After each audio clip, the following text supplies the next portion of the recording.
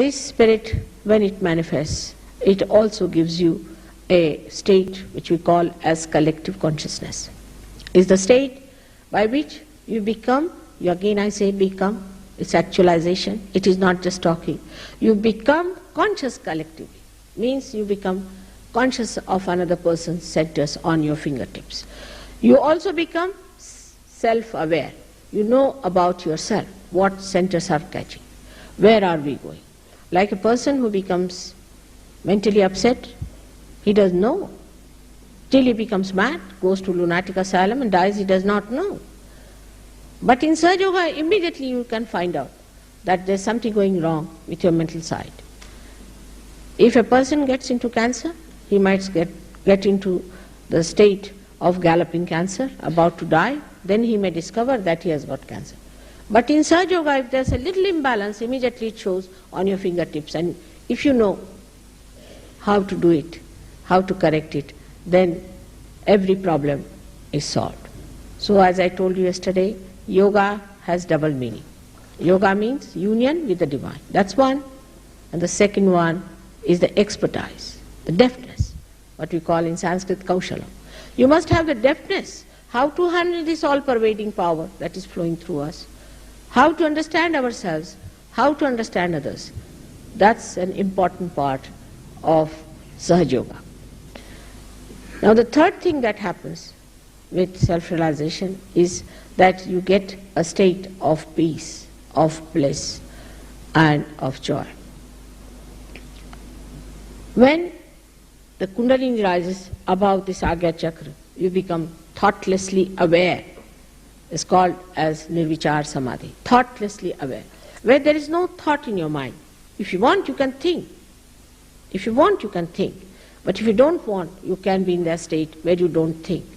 Actually, it's maddening sometimes the way man is thinking, morning till evening, yarns after yarns, useless things, a joyless pursuit. But when this thinking stops, you are above the thoughts. I would say, to give it a simile, that the waves of thought come and go away. Another thought comes and goes away. We are jumping on the cusp of the thought all the time. Supposing we can just get in the center of the thought, that is the present. If we could stop at the present moment, then we are not worried about the thoughts. Like the waves of water, if you are in the waves, you are frightened of that. But supposing you are in a boat, then you can see the waves and enjoy them. In the same way, what happens to you that you jump up to a higher state of existence through which you see the thoughts. If you want, you don't want to see, you need not see. Now the thoughts that you see also are very wide and deeper, where you get inspirations. That's why, as Dr. Warren has told you, that your creativity improves. You can become tremendously dynamic, because your time is not wasted in wasteful thinking. You just know this is it. This is the exact. This is what we have to do. And that's how people get rid of many of their problems of mental tensions. There's no tension at all. You don't have any worries.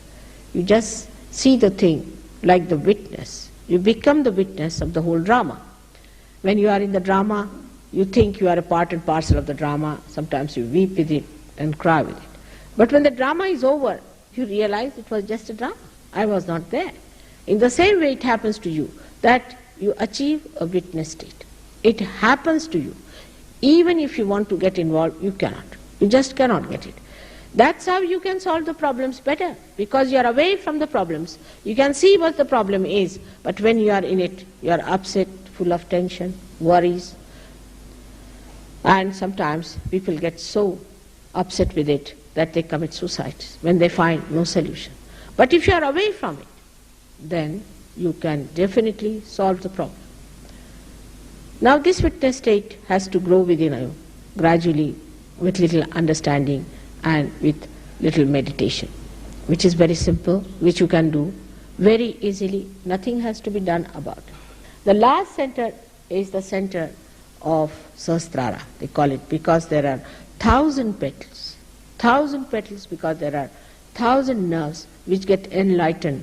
And the light from the flame, as you see in a candle, in the same way, it appears like tongues of flames, beautiful tongues of flame of various colors. You see them opening out.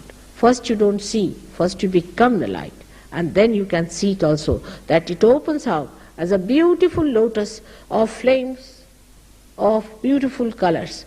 And you stand in between to see that you are there watching all this within yourself. This center has a speciality, that all the centers you have seen, the 6 centers, are placed in the head. This is what we call the station of the centers, or the pithas. The centers are working there, but actually their guarding forces are in the head. And when the Kundalini comes up and she integrates you and enlightens the brain, all these centers also get enlightened, and you feel that you are completely integrated. Your mind, your body, your soul, all work together. There's no fight. You are extremely restful, you are peaceful, and the bliss you feel actually as physical manifestation. For example, if you want to see something very beautiful, you see something very beautiful and you like it, like Mona Lisa's painting now, many people go to see that. They don't know what they like about it, but I know what it is. When you watch that, there is no thought. There's no thought. When there is no thought, the creation of the artist in that photograph or in that painting or in any beautiful scene or anything that you see, the whole thing is reflected within you as if it's a ripple-less ocean or a ripple-less lake in which all the surroundings are reflected completely. And then you feel actually physically as if the joy and the peace is flowing down you, like peaceful happening. You feel that relaxation just coming on you. Physically also you feel it, and you feel extremely charmed by that.